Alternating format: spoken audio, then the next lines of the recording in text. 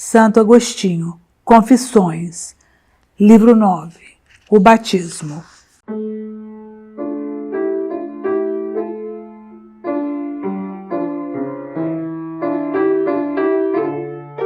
Em colóquio com Deus.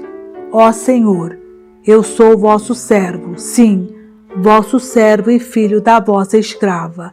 Quebrastes as minhas cadeias, sacrificar-vos-ei uma vítima de louvor. Fazei que meu coração e minha língua vos louvem, e todos os meus ossos exclamem: Senhor, quem há semelhante a vós? Profiram eles estas palavras, e vós respondei, dizendo à minha alma: Eu sou a tua salvação. Quem sou? Como sou eu? Que malícia não houve nos meus atos, ou, se não a houve nos meus atos, nas minhas palavras, ou se não a houve nas minhas palavras, na minha vontade. Vós, porém, Senhor bom e misericordioso, olhastes para a profundeza da minha morte e, com a vossa direita, exauristes do fundo do meu coração o abismo de perversidade. E agora tudo era não querer aquilo que eu queria, e querer o que vós queríeis. Mas onde esteve durante tantos anos o meu livre-arbítrio? De que profundo e misterioso abismo foi ele chamado no momento a fim de inclinar a minha cerviz ao vosso suave jugo e os meus ombros ao vosso fardo tão leve. Ó Cristo Jesus, minha ajuda e redenção! Quão suave se me tornou de repente carecer de delícias fúteis.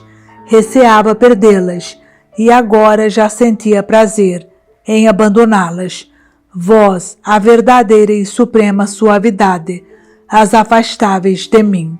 Vós as afastáveis, e em vez delas entráveis vós, mais doce que todo prazer, mas não para a carne ou sangue, mais resplandecente que toda a luz, mas mais oculto que todo segredo, mais sublime que toda a honra, mas não para aqueles que se exaltam em si mesmos. Já o meu coração estava livre de torturantes cuidados, de ambição, de ganhos, e de se revolver e esfregar na sarna das paixões. Entretinha-me em conversa convosco, minha claridade, minha riqueza, minha salvação, Senhor, meu Deus. O adeus à cátedra. Pareceu-me bem, na vossa presença, não abandonar ostensivamente o ministério da minha língua de artificiosa loquacidade, mas subtrair-me a ele suavemente, para dali em diante não comprarem da minha boca armas para o seu furor, os jovens que não se preocupam da vossa lei, nem da vossa paz, mas de loucuras vãs e combates tribunícios.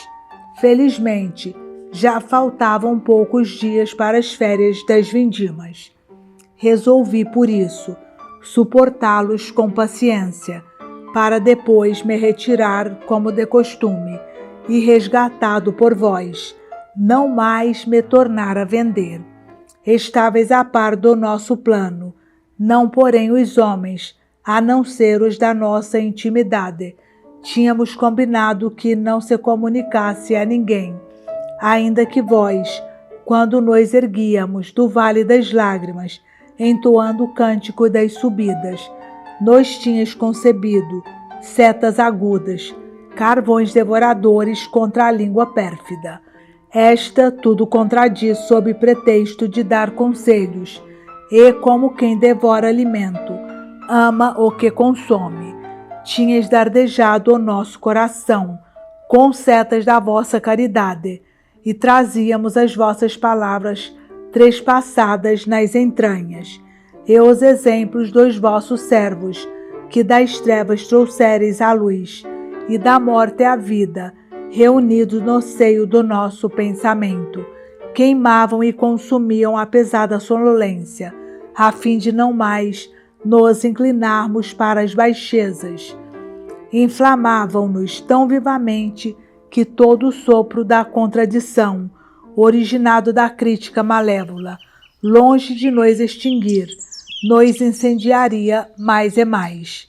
Contudo, por causa do vosso nome, que santificastes através do universo, também o nosso desígnio e resolução teriam certamente panegiristas.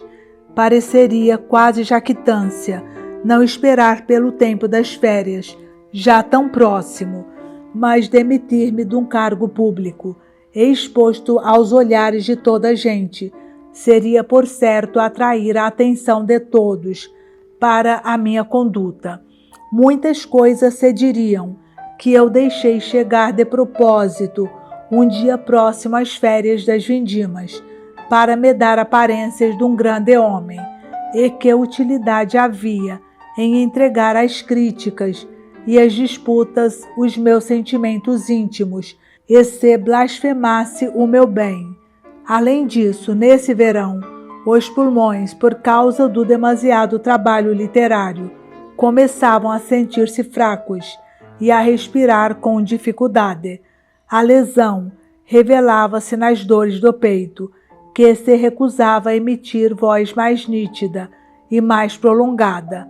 A princípio, tais achaques perturbavam-me, porque quase me tinha constrangido a depor o fardo do magistério, e, para poder curar-me e convalescer, sem dúvida, teria de interrompê-lo. Mas apenas nasceu e se firmou em mim a plena vontade de repousar e de ver que vós sois o Senhor. Vós o sabeis, meu Deus, comecei a alegrar-me por se me deparar uma escusa verdadeira, com que pudesse moderar o agastamento dos homens que, por causa dos seus filhos, jamais queriam que retomasse a minha liberdade. Cheio, pois, de tal consolação, suportava o decurso daquele intervalo de tempo. Seriam talvez uns 20 dias, mas rudemente o suportava, pois já se tinha ausentado de mim a cobiça do ganho, que me ajudava a desempenhar a dura ocupação. Eu ficaria esmagado se a paciência não sucedesse à cobiça. Alguns dos vossos servos e meus irmãos dirão talvez que pequei, porque, com o coração já cheio do vosso serviço, consenti a sentar-me ainda 1 hora na cadeia da mentira. Não discuto. Não é verdade que vós, Senhor misericordiosíssimo, me perdoastes e lavastes na água santa este pecado, com todas as outras horrendas fraquezas de morte? Saudades de um amigo. Angustiadamente sofria Verecundo por causa do nosso bem-estar, porque pelas cadeias que tenacissimamente o retinham, se via privado do nosso convívio. Não era ainda cristão. A esposa, cristã, opunha-lhe uma cadeia bastante apertada com relação a nós, a qual o retardava no caminho que encetáramos. Dizia Verecundo que não queria ser cristão de outro modo, senão daquele que lhe era proibido. Delicadamente, porém, nos ofereceu uma quinta para lá estacionarmos durante o tempo que nos aprovesse. Vós, Senhor, o recompensareis na ressurreição dos justos, pois já lhes concedestes o prêmio. Na nossa ausência, quando já estávamos em Roma, acometido de doença e já fiel cristão, emigrou desta vida. Assim vos compadecestes, não só dele, mas também de nós, para não nos afligirmos com dor intolerável, ao recordar a sua extremosa delicadeza de amigo, se o não pudéssemos contar entre vosso rebanho. Graças vos sejam dadas, Senhor nosso Deus, somos vossos, as vossas exortações e consolações o demonstram. Fiel cumpridor de vossas promessas, recompensais com a amenidade do vosso paraíso, eternamente viçoso, a Verecundo, por nos ter oferecido aquela sua propriedade de Cassicíaco, onde, longe do borbulhar do mundo, repousamos em vós. Perdoastes-lhe os pecados sobre a terra, no monte abundante, no vosso monte, no monte da fertilidade. Angustiava-me então Verecundo, mas Nebrídio alegrava-se. Também este se despenhara, não sendo ainda cristão, naquela cova de erro, tão pernicioso, a ponto de acreditar que a carne verdadeira do vosso filho era uma aparência. Contudo, erguendo-se dessa cova, tal era a sua posição, ainda não impregnado dos sacramentos da vossa igreja, buscava apaixonadamente a verdade. Não muito depois da nossa conversão e regeneração, por meio do vosso batismo, vós o libertastes da carne, quando já era fiel católico. Servia-vos com perfeita castidade e continência, na África, entre os seus. Nesse tempo, já toda a sua casa se tinha feito cristã, por seu intermédio. Agora ele vive no seio de Abraão, qualquer que seja o significado de seio. Nele vive o meu Nebrídio, o meu doce amigo, e com relação a vós, Senhor, o vosso filho que, de liberto, tornastes adotivo. Aí vive, pois, para essa alma, que lugar existe diferente daquele? Aí vive, nesse sítio, a respeito do qual me fazia muitas perguntas, a mim, homenzinho ignorante. Já não aproxima o seu ouvido da minha boca, mas aproxima a sua boca espiritual da vossa fonte, e bebe, até mais não poder, a sabedoria em proporção da sua avidez, feliz para sempre. Nem creio que se inebrie, de tal sorte é com ela que se esqueça de mim, quando é certo que vós, Senhor, de quem ele bebe, vos lembrais de mim.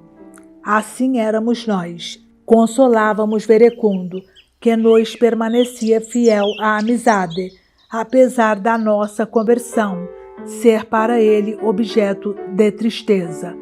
Exortávamo-lo à fidelidade no seu estado, isto é, na vida conjugal, esperando a ocasião de ele nos seguir. Isto podia realizá-lo brevemente, e estava mesmo a ponto de o fazer.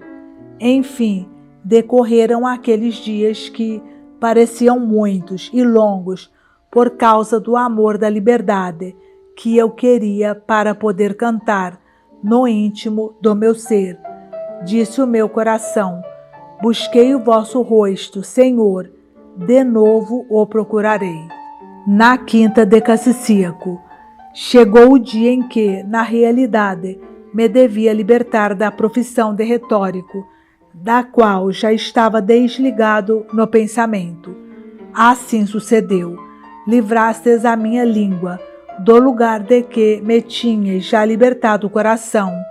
Eu vos bendizia, partindo radiante de júbilo para a casa do campo, com todos os meus, o que aí realizei nas letras, já incontestavelmente em vosso serviço, mas respirando ainda a soberba da escola, como o leitor numa pausa, atestam os livros de disputas com os presentes, ou só comigo na vossa presença, o que tratei em discussões com Nebrídio, ausente, mostram-no as cartas, quando encontrarei tempo suficiente para comemorar todos os vossos grandes benefícios para comigo, sobretudo nesta época da vida. Tenho pressa de referir outras graças mais importantes.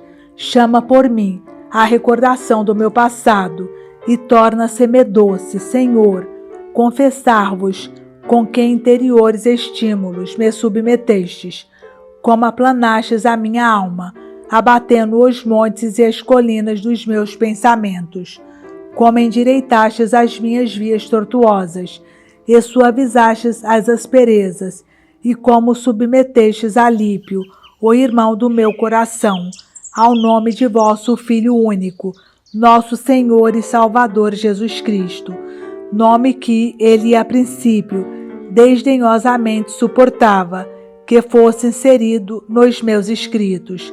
Preferi Alípio, que cheirassem antes ao perfume dos cedros das escolas, já abatidos pelo Senhor, do que ao odor das ervas salutares da vossa igreja, antídoto contra o veneno das serpentes.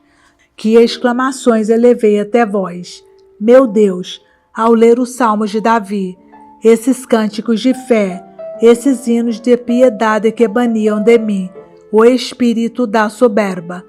Eu, bisonho no vosso verdadeiro amor, e ainda catecúmeno, gastava o tempo naquela casa de campo com o catecúmeno Alípio. Vivia ao nosso lado minha mãe, mulher no aspecto, mas viril na fé, com a calma própria de uma idade avançada, ternura de mãe e piedade cristã. Quantas exclamações proferia na leitura desses salmos, e como me inflamava com eles, no vosso amor, desejando ardentemente recitá-los a toda a terra, se me fosse possível, para rebater o orgulho do gênero humano. Com efeito, são cantados em todo o universo, pois não há ninguém que se subtraia ao vosso calor. Como era veemente e atroz a dor com que me indignava contra os maniqueístas. De novo me compadecia deles, por não conhecerem aqueles sacramentos, aqueles remédios, e por se enfurecerem loucamente contra um antídoto que os podia curar. Quereria que estivessem então junto de mim, em qualquer parte, sem eu saber que eles estavam presentes, e que contemplassem o meu rosto e ouvissem as minhas exclamações ao ler, naquelas férias, o Salmo 4. Oxalá vissem eles o que fez de mim aquele salmo. Quando vos invoquei, ouvistes-me, ó Deus da minha justiça, dilatasses a minha alma na tribulação. Tende misericórdia de mim, Senhor, eu ouvi a minha súplica. Oxalá me tivessem ouvido, sem eu saber, para que não pensassem que era por causa deles que eu pronunciava aquelas palavras com que entrecortava os salmos. Efetivamente, não as teria proferido, nem as entoaria daquela maneira, se percebesse que era visto. Nem eles, se eu as dissesse, as teria recebido, tais como as pronunciei comigo, quando, com familiar afeto a minha alma, me dirigi a mim mesmo, na vossa presença. Horrorizei-me com temor, e aí mesmo me abrasei em esperança, alegrando-me na vossa misericórdia, ó Pai. Tudo isto saía pelos meus olhos e pela minha voz, quando o vosso Espírito de bondade, chegando-se a nós, nos dizia: Filhos dos homens, até quando sereis duros de coração, para que amais a vaidade e buscais a mentira? Sim, eu tinha amado a vaidade e buscar a mentira. Vós, Senhor, já tinhais engrandecido vosso Filho, ressuscitando-o dos mortos e colocando-o à vossa direita, para que lá do alto Jesus enviasse aquele que tinha prometido, o Paráclito, o Espírito de verdade. Ele já o tinha mandado, mas eu não o sabia. Enviara-o porque já estava glorificado, com o ressurgir dos mortos e subir ao céu. Antes, porém, o Espírito ainda não tinha sido concedido, porque Jesus ainda não estava glorificado. Clama o profeta: até quando sereis duros de coração, para que amais a vaidade e buscais a mentira? Sabei que o Senhor glorificai o seu Filho. Clama: até quando? Clama: sabei. E eu, errante tanto tempo, sem o saber, amei a vaidade e busquei a mentira. Por isso ouvi e tremi, porque me lembrava de ter sido igual àqueles a quem tais palavras se dirigiam. Nos fantasmas que eu tivera como verdade, só havia vaidade e mentira. Soltei pesados e fortes queixumes, na amargura da minha recordação. Oxalá os tivessem ouvido aqueles que até agora amaram a vaidade e buscam a mentira. Talvez se confundissem e vomitassem o erro. Vós ouvi-los-ei, pois por nós morreu, com verdadeira morte corporal, aquele que continuamente intercede por nós. Lia, irai-vos e não pequeis, e eu que já aprendera a irar-me contra os meus crimes passados, quanto me sentia impelido a não mais pecar. Ó meu Deus, justamente me encolerizava, porque não pecava em mim outra natureza de ascendência tenebrosa, como afirmam os que não se irritam consigo mesmos e entesouram contra si a ira para o dia da vossa ira, dia da revelação do vosso justo juízo. Os meus bens já não estavam fora, nem eram procurados sob este sol pelos olhos da carne. Aqueles que querem gozar fora de si mesmos facilmente se dissipam e derramam naquelas coisas aparentes e temporais, lambendo com o pensamento faminto as imagens de tais objetos. Se eles se debilitassem com a fome e dissessem: quem nos mostrará o bem? Ouçam a nossa resposta. Está gravada dentro de nós a luz do vosso rosto. Senhor, nós não somos a luz que ilumina a todo homem, mas somos iluminados por vós, para que sejamos luz em vós, os que fomos outrora trevas. Se vissem o interno e eterno esplendor que me fazia irritar contra mim mesmo, porque, embora eu o saboreasse, não lhes poderia mostrar esse brilho, se acaso trouxessem no olhar o seu coração pousado fora de vós, e me dissessem: quem nos mostrará o bem? Ali onde me irava comigo mesmo, no recôndito da alma, onde me compungia, onde vos oferecer um sacrifício, imolando-vos a minha concupiscência, onde, cheio de esperança em vós, começar a meditar na minha renovação. Aí mesmo principiastes a fazer-me saborear as vossas doçuras, dando alegria ao meu coração. Saía-me em exclamações quando, lendo estas palavras fora de mim, as entendia no meu interior. Não desejava enriquecer-me de bens terrenos, devorando o tempo e sendo por ele devorado, pois possuía na eterna simplicidade outro trigo, vinho e azeite. No versículo seguinte, num grito profundo do meu coração, exclamava: estarei em paz, viverei em paz no seu mesmo ser. O que eu disse, dormirei e descansarei. Quem nos resistirá quando se cumprir aquela palavra que está escrita? A morte foi devorada pela vitória. Vós sois esse ente que não muda.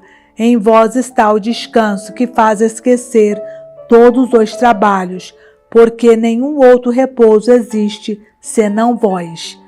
Fora de vós, nem sequer posso adquirir outras muitas coisas que não são o que vós sois. Mas vós, Senhor, singularmente me destes a esperança. Eu lia inflamado em fervor, e não encontrava o que havia de fazer a esses surdos mudos, de quem eu fora a peste, ladrando amarga e cegamente contra a Bíblia, dulcificada com o mel do céu e cintilante com a vossa claridade. Consumia-me de dor por causa dos inimigos da Escritura.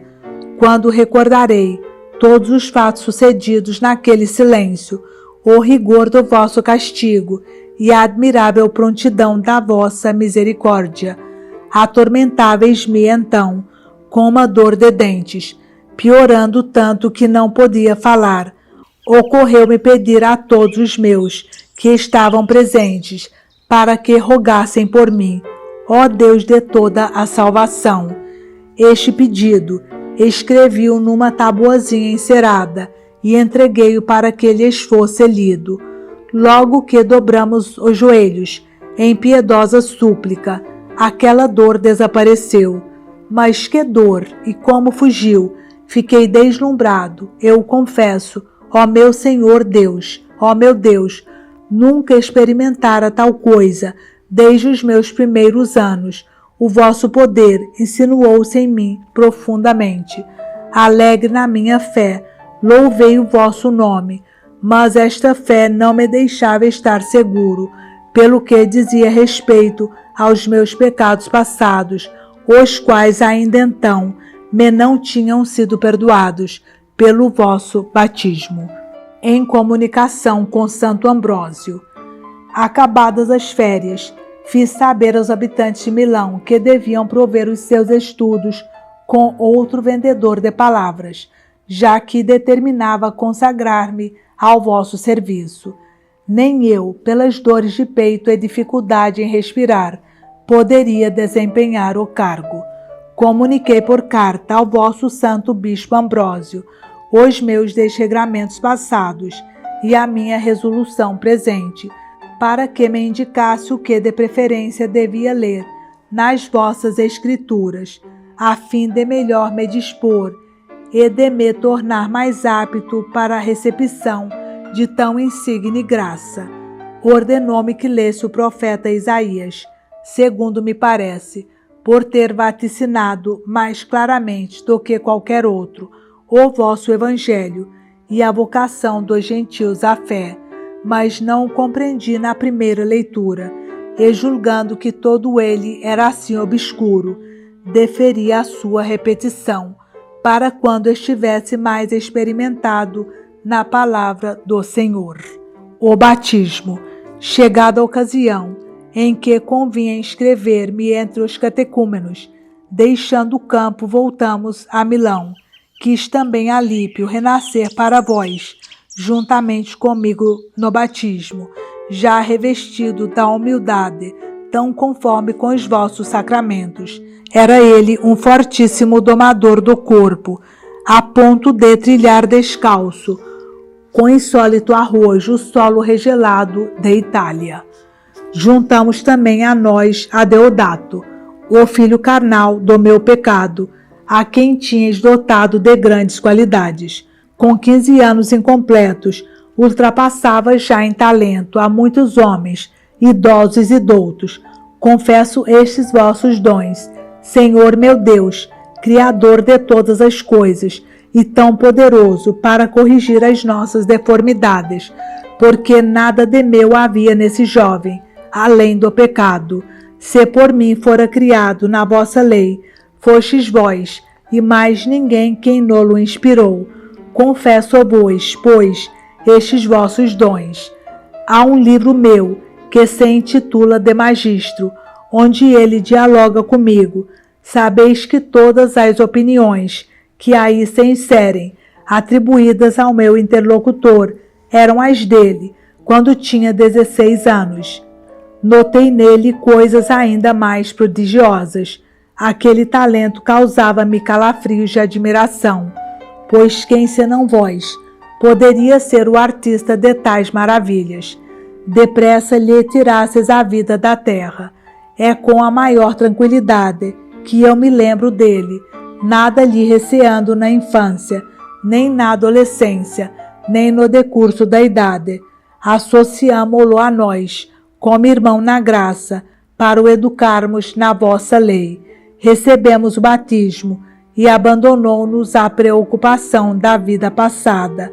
Não me saciava, nesses primeiros dias, de considerar com inefável doçura a profundeza de vossos planos sobre a salvação da humanidade. Quanto não chorei, fortemente comovido, ao escutar os hinos e cânticos, ressoando maviosamente na vossa igreja. Essas vozes insinuavam-se-me nos ouvidos, orvalhando de verdade o meu coração. Ardia em afetos piedosos, e corriam-me dos olhos as lágrimas, mas sentia-me consolado. O canto na igreja, prenúncios de perseguição. Não havia muito tempo que a igreja de Milão começara a adotar o consolador e edificante costume dos cânticos, com grande regozijo dos fiéis. que uniam num só coro as vozes e os corações. Havia 1 ano ou pouco mais que Justina, mãe do jovem imperador Valentiniano, perseguia o vosso servo Ambrósio por causa da heresia com que fora seduzida pelos arianos. A multidão dos fiéis velava na igreja, pronta a morrer com seu bispo, vosso servo. Minha mãe, vossa serva, que era a principal nas vigílias e na inquietação geral, vivia em contínua prece. Nós mesmos, ainda frios, sem o calor do vosso espírito, nos comovíamos com a perturbação e consternação da cidade. Foi então que, para o povo se não acabrunhar com o tédio e tristeza, se estabeleceu o canto de hinos e salmos, segundo o uso das igrejas do Oriente. Desde então, até hoje tem-se mantido entre nós este costume, sendo imitado por muitos, por quase todos os vossos rebanhos de fiéis, espalhados no universo. Ao vosso bispo, que acabo de nomear, manifestastes nesta conjuntura, por uma visão, o lugar onde estavam escondidos os corpos dos mártires, Gervásio e Protásio, que por tantos anos conservastes incorruptos no tesouro dos vossos segredos, para no momento oportuno os descobrirdes, a fim de refreardes o furor de uma simples mulher, embora imperatriz.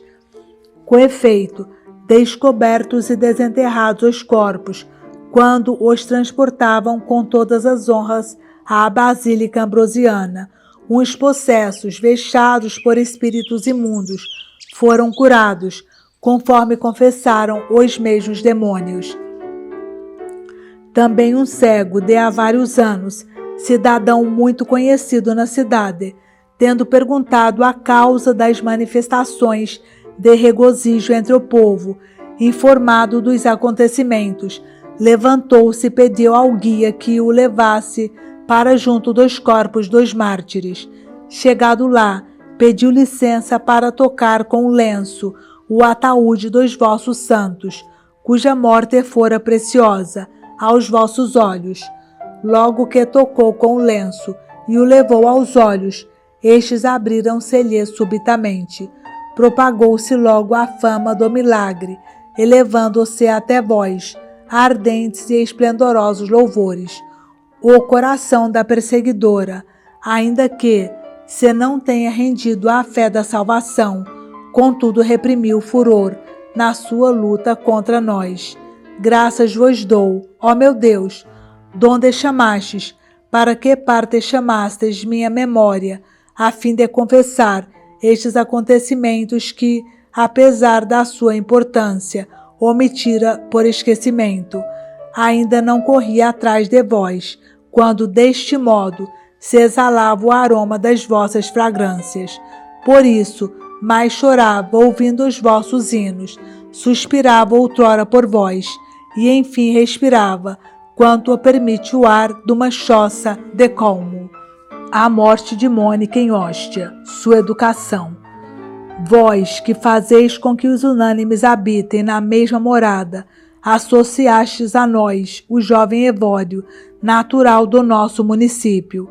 Era agente de negócios do imperador, e tendo-se convertido e batizado antes de nós, renunciou às milícias profanas, alistando-se na vossa. Estávamos juntos, queríamos habitar em comum, num convívio santo, procurando um lugar onde mais acomodadamente vos servíssemos juntos. Voltávamos à África, quando em Hóstia, na foz do Tibre, faleceu minha mãe.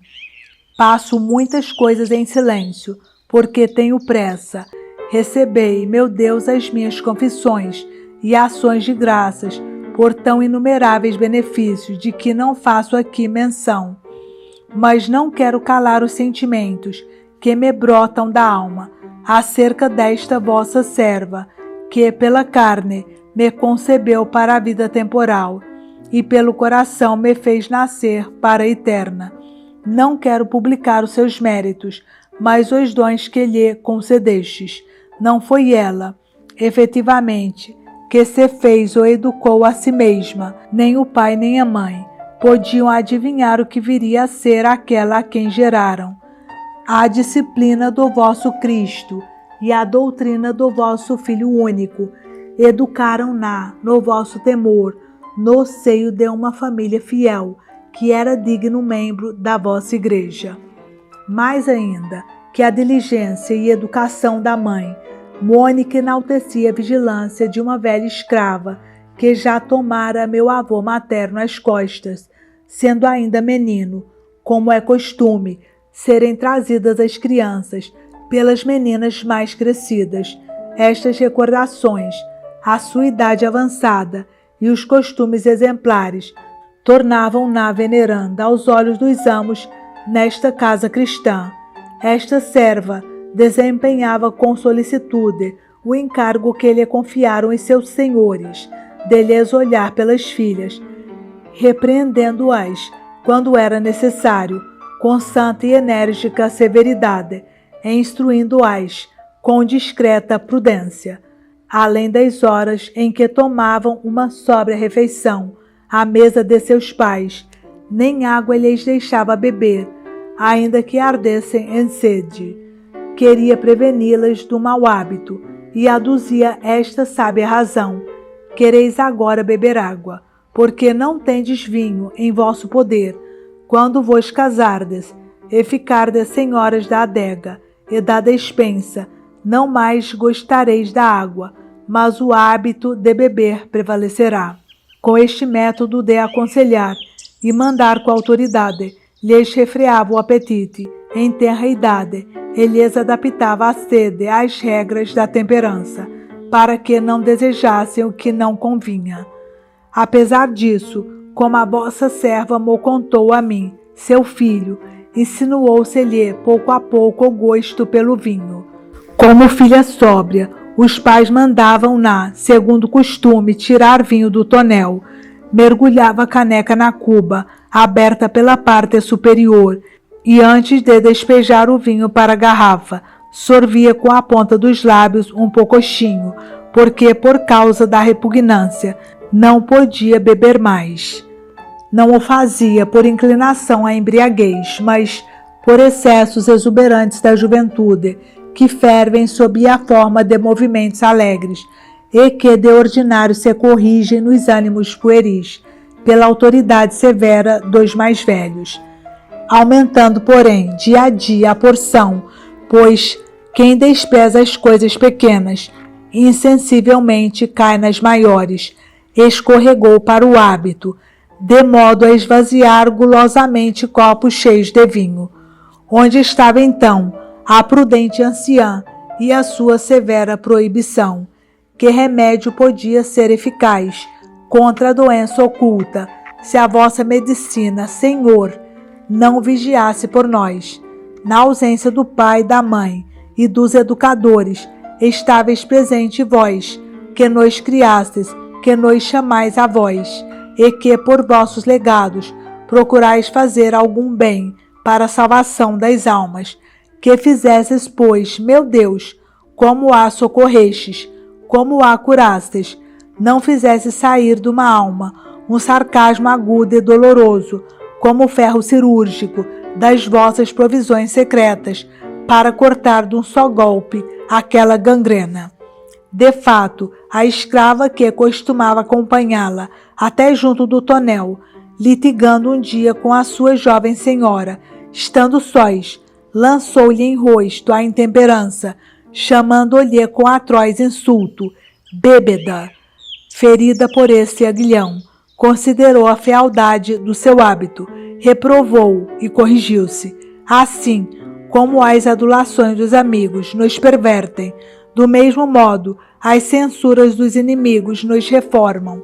Contudo, não lhes retribuí segundo o que obrais, por seu intermédio, mas segundo o mal que queriam praticar. A escrava zangada quis vexar a sua jovem senhora e não curá-la, fê-lo em segredo, ou porque o lugar e a ocasião da questiúncula as encontrava sozinhas, ou porque Ela mesma se expunha a um perigo por a ter denunciado tão tarde.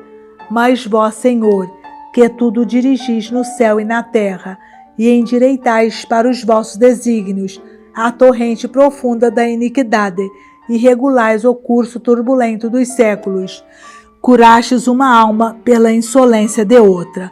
Por isso, ninguém, ao refletir neste caso, atribua ao seu poder pessoal o sucesso das suas palavras, dirigidas a quem deseja corrigir. Mônica, esposa modelar, educada assim na modéstia e temperança, vós a tornáveis mais submissa aos pais do que eles a tornavam obediente a vós. Quando chegou a idade núbil plena, deram-na em matrimônio a um homem, a quem servia como a senhor.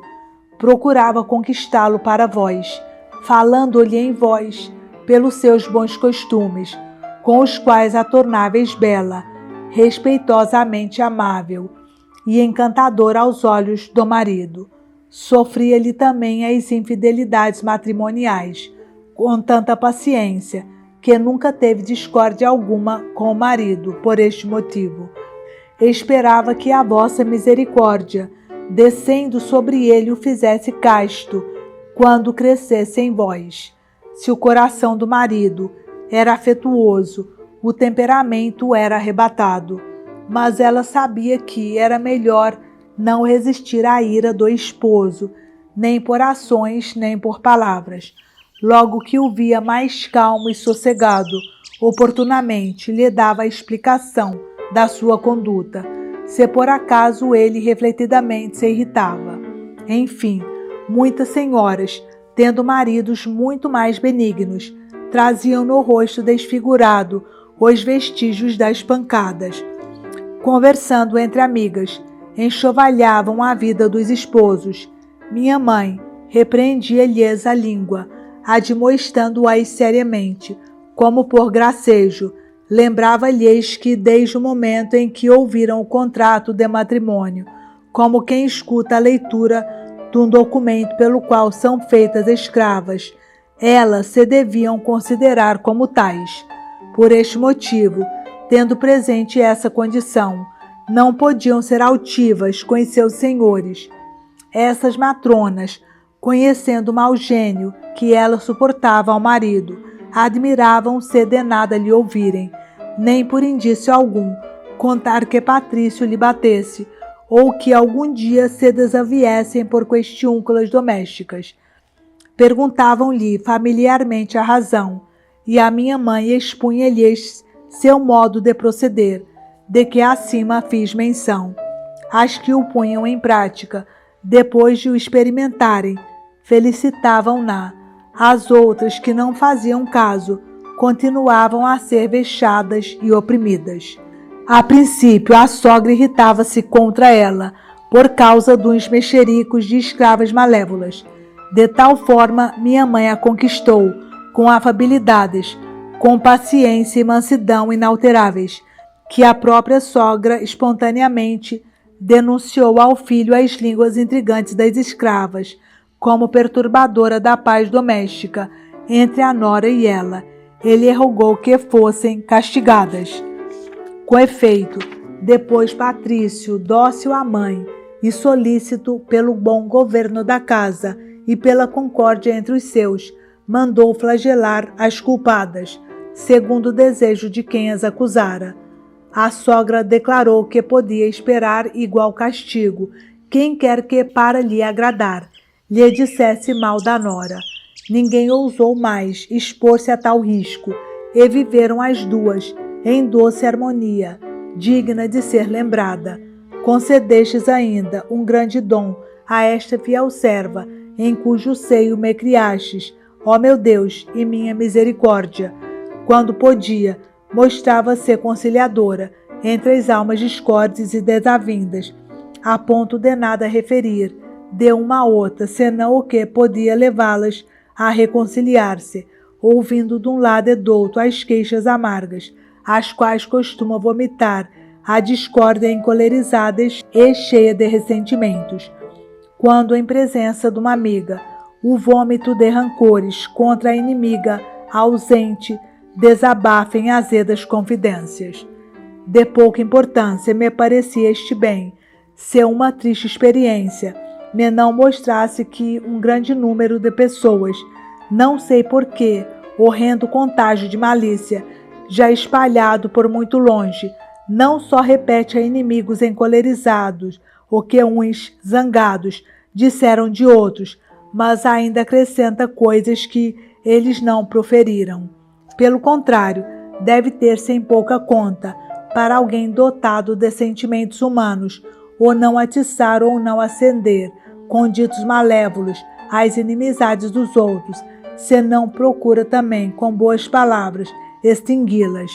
Assim era minha mãe, como vós, seu íntimo mestre, a ensinaste na escola do coração.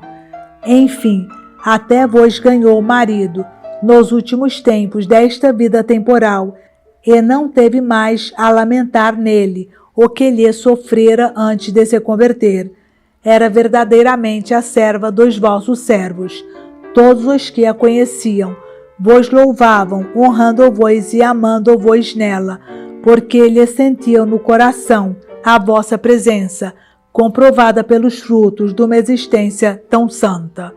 Tinha sido esposa de um só marido, saudar aos pais a sua dívida de gratidão, governar a casa piedosamente, com as suas boas obras, dava testemunhos de santidade, educar os filhos, dando-os tantas vezes à luz, quantas os via apartarem-se de vós.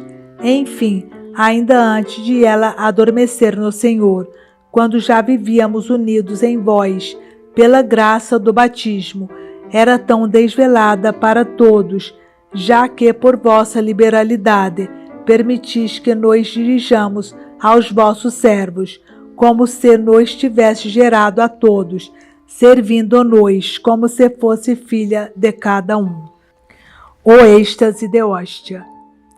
Próximo já do dia em que ela ia sair desta vida, dia que vós conhecieis e nós ignorávamos, sucedeu, segundo creio, por disposição de vossos secretos desígnios, que nos encontrássemos sozinhos, ela e eu, apoiados a uma janela, cuja vista dava para o jardim interior da casa onde morávamos. Era em Hóstia, na foz do Tibre, onde, apartados da multidão, após o cansaço de uma longa viagem, retemperávamos as forças para embarcarmos. Falávamos a sós, muito docemente, esquecendo o passado e ocupando-nos do futuro, na presença da verdade que sois vós. Alviltrávamos qual seria a vida eterna dos santos, que nunca os olhos viram, nunca o ouvido ouviu, nem o coração do homem imaginou.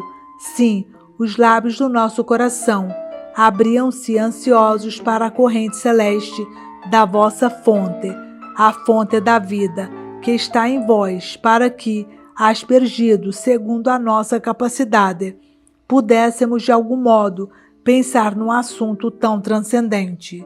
Encaminhamos a conversa até a conclusão de que as delícias dos sentidos do corpo, por maiores que sejam e por mais brilhante que seja o resplendor sensível que as cerca, não são dignas de comparar-se à felicidade daquela vida, nem merecem que dela se faça menção.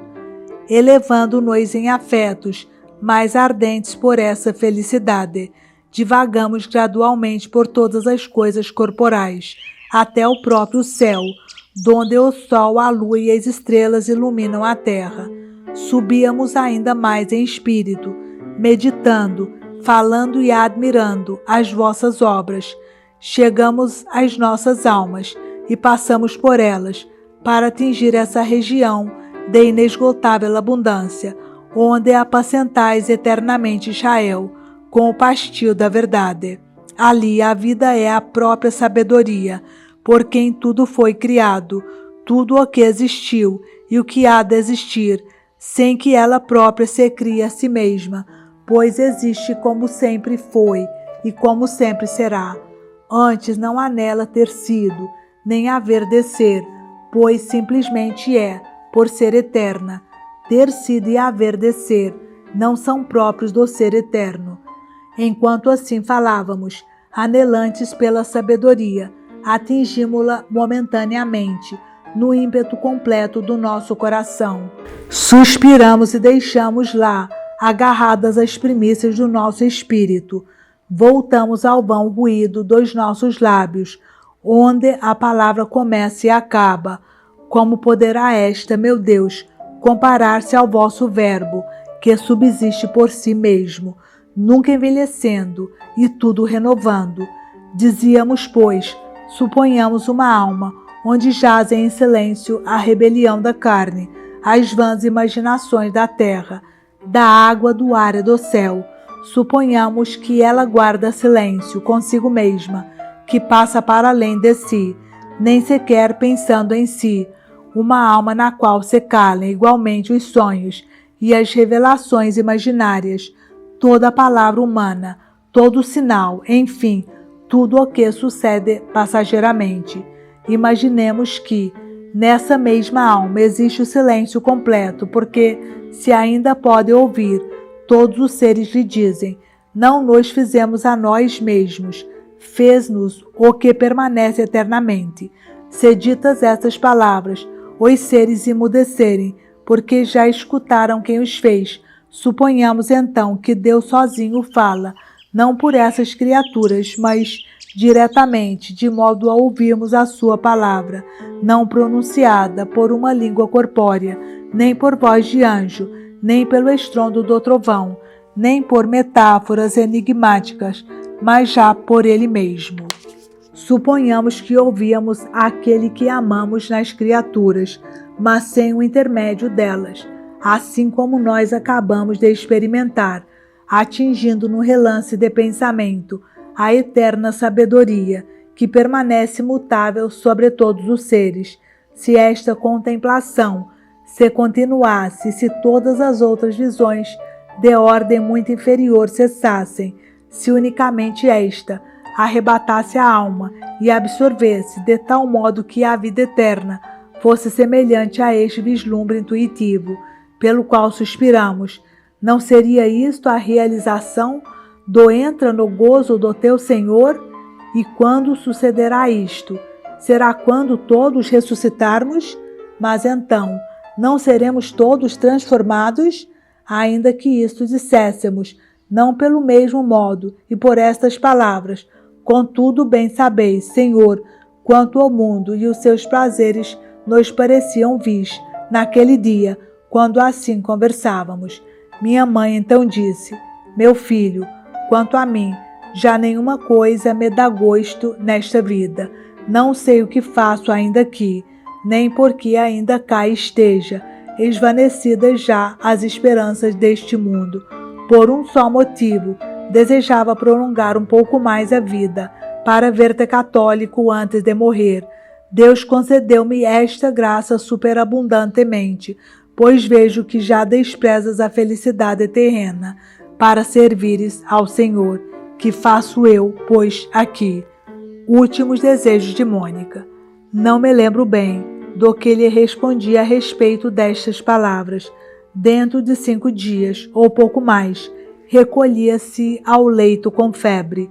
Num daqueles dias da sua doença, perdeu os sentidos e, durante um curto espaço de tempo, não dava acordo dos presentes. Acorremos logo e imediatamente recuperou os sentidos.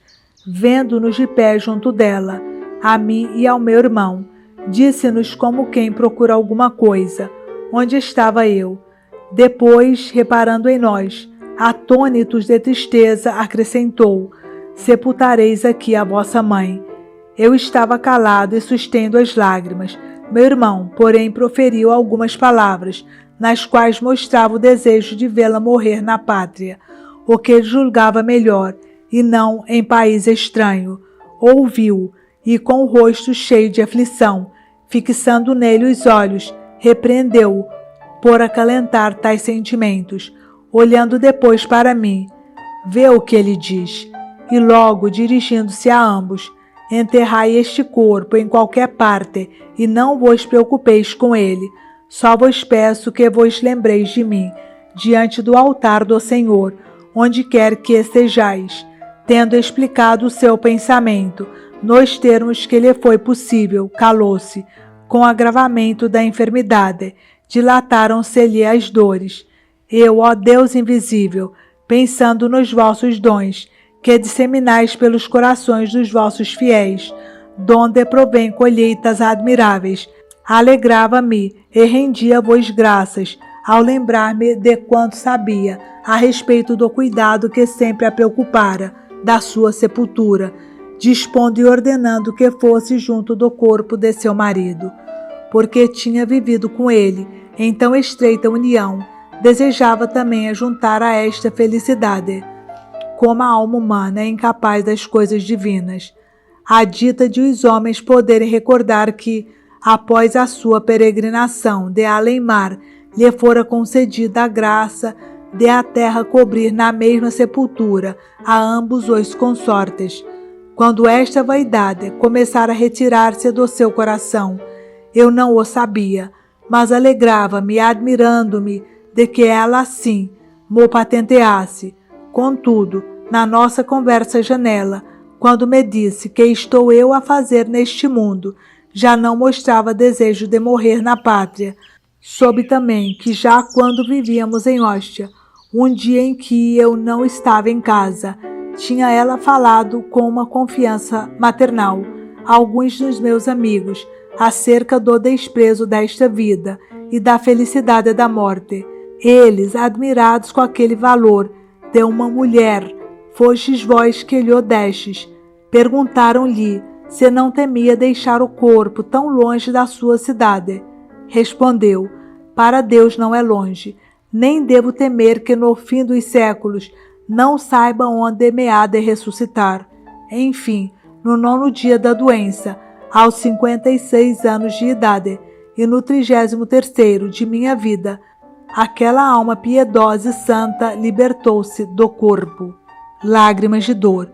Fechei-lhe os olhos e apoderou-se-me da alma uma tristeza imensa que se desfazia em torrentes de lágrimas, mas ao mesmo tempo os meus olhos, sob o império violento da vontade, absorviam essa fonte até secarem.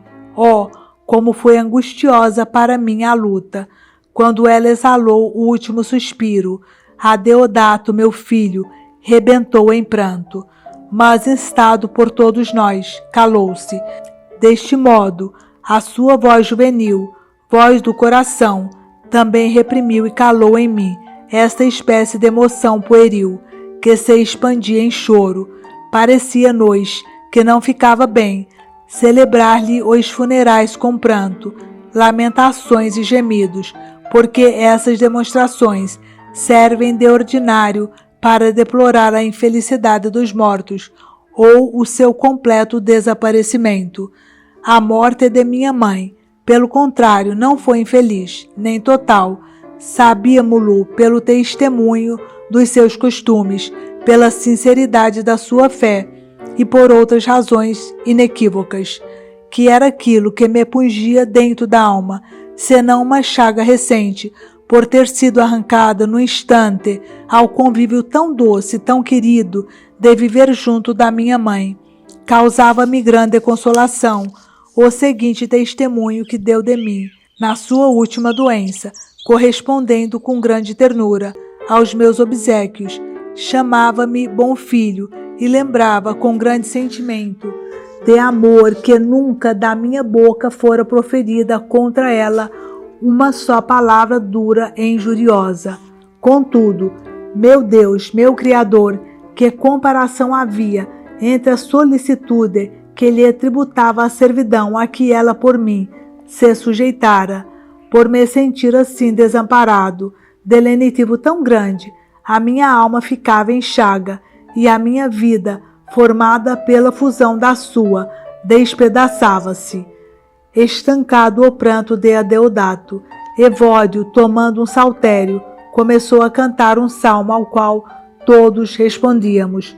Cantar-vos-ei, Senhor, a misericórdia e a justiça. Informando-se do que se passava, concorreram muitos dos nossos irmãos e mulheres piedosas, enquanto aqueles que, costumavam encarregar-se dos funerais, exerciam seu ofício. Eu, em lugar onde a boa educação mo permitia, falava com os meus amigos, que julgavam não me dever deixar só. Falava de assuntos conforme a minha situação e com o bálsamo da verdade. Procurava mitigar os sofrimentos que só vós conhecieis, e eles ignoravam. Escutavam-me com atenção, julgando que não sentia nenhuma dor. Porém eu, pertinho de vossos ouvidos, onde nenhum amigo me ouvia, censurava a ternura da minha sensibilidade e esforçava-me por reprimir a onda de tristeza que me invadia. Cedia ela um pouco ao meu esforço para de novo se insurgir impetuosa, sem contudo me fazer brotar as lágrimas ou me alterar o rosto, mas eu sabia o que comprimia no coração. Desgostava-me profundamente ser tão sensível a essas vicissitudes humanas que irremediavelmente acontecem conforme a ordem natural e a sorte de nossa condição. Por isso, a minha dor suscitava-me uma nova dor e afligia-me com uma dupla tristeza. Foi conduzido o cadáver à sepultura. Fui e voltei, sem derramar lágrimas, nem mesmo chorei durante as orações que vos dirigimos ao ser oferecido o sacrifício da nossa redenção pela defunta, cujo cadáver já estava depositado junto do sepulcro, antes de o enterrarem, como ali é costume. Nem sequer chorei durante as orações, mas todo o dia senti no meu íntimo uma tristeza oprimente. Com espírito agitado, vos suplicava com todas as forças que sarasseis a minha dor. Creio que, se mo não concedieis, era para gravardes na minha memória, ao menos por esta única experiência, quanto são poderosos os laços do hábito até na alma que já se não alimenta com palavras enganadoras. Lembrei-me de ir ao banho. Ouvira dizer que este nome lhe fora dado por causa dos gregos lhe chamarem Palaneion, por aliviar o espírito de angústias. Confesso também isso, a vossa misericórdia, ó Pai dos órfãos. Confesso que depois do banho fiquei como estava, sem conseguir expulsar do coração esta amarga tristeza. Depois adormeci. Acordei e achei a minha dor bastante mitigada. Estando só, deitado no meu leito, recordei os versos verídicos do vosso Ambrósio. Vós sois, na verdade, Deus, Criador de todas as coisas, regendo o mundo supremo, vestindo o dia com a beleza da luz, vestindo a noite com a graça do sono, para que o repouso ao labor de cada dia, os membros fatigados, restitua, as mentes cansadas alivie e as tristezas angustiosas dissipe. Depois, pouco a pouco, voltava aos anteriores sentimentos a respeito da vossa serva. Recordava-me da sua convivência, piedosa para convosco e santamente afável e paciente para comigo, e que, de repente, me fora arrebatada. Sentia consolação em chorar ante a vossa presença por causa dela e por ela, e também por causa de mim e por mim. As lágrimas que reprimia, soltei-as, para que corressem à vontade, estendendo-as como um leito sobre o meu coração. Este repousou nelas, porque aí estavam os vossos ouvidos, e não os de qualquer homem, que soberbamente interpretasse o meu choro. Confesso-vos agora tudo isso, Senhor, por escrito. Leia-o quem quiser, interprete-o como lhe parecer. Se alguém julgar que eu pequei, chorando uns breves minutos por minha mãe, que eu nesses momentos via morta ante os meus olhos, e que tantos anos por mim chorara, para que eu vivesse aos vossos olhos, esse não se ria, mas se é dotado de grande caridade. Chore pelos meus pecados diante de vós, que sois o Pai de todos os irmãos do vosso Cristo. Preces pela mãe. Agora, sarado já o meu coração desta ferida, na qual se poderia censurar a minha sentimentalidade, derramo diante de vós, meu Deus, pela vossa serva, uma outra espécie de lágrimas. Manam do espírito comovido pelos perigos que cercam toda a alma que morre em Adão, vivificada em Cristo, ainda antes de ser libertada da carne. Vivia de tal modo que o vosso nome era louvado na sua fé e nos seus bons costumes. Contudo, não ouso dizer que desde o tempo em que a regenerastes pelo batismo, não caísse de sua boca alguma palavra oposta à vossa lei. O vosso Filho, que é a verdade, declarou: se alguém chamar louco a seu irmão, será réu do fogo da geena. E ai da vida humana, ainda mais louvável, se a julgardes sem a vossa misericórdia, mas porque não examinais as nossas faltas com rigor, confiadamente esperamos algum lugar junto de vós. Quem, porém, vos enumera os seus verdadeiros méritos, que outra coisa expõe senão os vossos benefícios? Ó, se os homens se reconhecessem como homens, se aquele que se gloria se gloriasse no Senhor. Por isso, Deus do meu coração, minha glória e minha vida, esqueço o momento as boas ações de minha mãe, pelas quais alegremente vos dou graças, para vos pedir perdão de seus pecados. Ouvi-me em nome daquele que é a medicina das nossas chagas, que foi suspenso do madeiro da cruz, e sentado à vossa direita, intercede por nós. Sei que ela praticou a misericórdia e que perdoou de coração as faltas contra ela cometidas. Perdoai-lhe também as suas dívidas, se algumas contraiu, em tantos anos que se seguiram ao batismo. Perdoai-lhe, Senhor, perdoai-lhe, eu vou-lo suplico, e não entreis com ela em juízo, que a vossa misericórdia supere a vossa justiça, pois são verdadeiras as vossas palavras, e prometesses misericórdia aos misericordiosos. Contudo, se alguém foi misericordioso, a vós o deve, a vós, que vos compadecereis de quem já tiverdes tido piedade, e usareis de misericórdia com quem tiverdes sido misericordioso. Creio que fizesse já o que vos suplico, mas desejo, Senhor, que aproveis esta oração voluntária da minha boca. Perto do dia da sua morte, minha mãe não desejou que seu corpo fosse pomposamente sepultado, nem que fosse ungido com aromas, nem ambicionou um túmulo magnífico, nem se preocupou com tê-lo na pátria. Nenhuma destas coisas nos recomendou.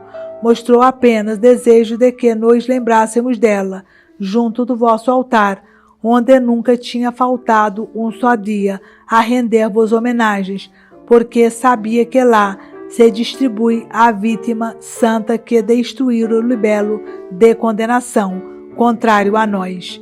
Com essa vítima triunfou do inimigo, que enumera as nossas faltas e procura acusações contra nós. Mas o nosso adversário nada encontrou naquele com quem nós vencemos. Quem poderá restituir a Cristo Jesus seu sangue inocente? Quem lhe poderá restituir o preço com que nos resgatou do inimigo, para nos arrancar dele? Era este mistério da vossa redenção que a vossa serva ligara a sua alma pelos vínculos da fé. Ninguém a arranque jamais da vossa proteção, que o leão e o dragão, nem a força, nem por insídia se entreponham entre ela e vós, para que o astuto acusador a não convença e a rebate. Ela não responderá que nada deve. Dirá antes que as suas dívidas lhe foram perdoadas por aquele a quem ninguém pode restituir o que por nós pagou, sem ser devedor. Que ela esteja em paz com o marido, já que anteriormente ou posteriormente à sua união com ele, com ninguém mais se desposou, serviu com paciência, alcançando méritos para também o ganhar para vós. Inspirai, meu Senhor e meu Deus, inspirai aos vossos servos, meus irmãos, aos vossos filhos, meus senhores, a quem sirvo pelo coração, pela voz e pela pena. Inspirai a todos que lerem estas páginas, que se lembrem junto ao altar de Mônica, vossa serva, e de Patrício, outrora seu esposo, pelos quais me introduzisses nesta vida, do modo tal que eu ignoro, que se lembrem com piedoso afeto dos que foram meus pais nesta vida transitória e meus irmãos em vós, nosso Pai, e na nossa Igreja Católica, nossa Mãe, e meus concidadãos na eterna Jerusalém. Por esta suspira o vosso povo na sua peregrinação, desde a partida até ao regresso. Assim, graças a essas confissões, o desejo último de minha mãe será mais copiosamente cumprido com as orações de muitos do que somente com as minhas.